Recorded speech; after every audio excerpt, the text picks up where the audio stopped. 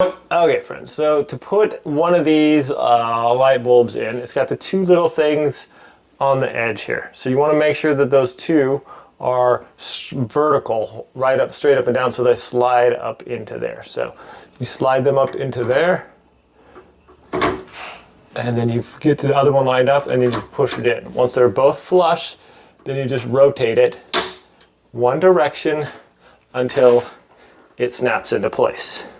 Same thing. Now these have this like white bar here on this. I don't know if you guys can see that. That needs to, what part needs to be rotated up. If you have that down, you can see that it's dark and it's gonna be like kind of a black spot on your thing. So once again, these are vertical, straight up and down. We're just gonna slide them up into there, match up the other end. Sometimes these are gonna be stuck in a little bit, so you just kind of get those out of the way so they're all flush, and then they're both even on both sides, and then just simply rotate it till you hear that clicking noise, and you're good to go. Thanks for watching, my friends.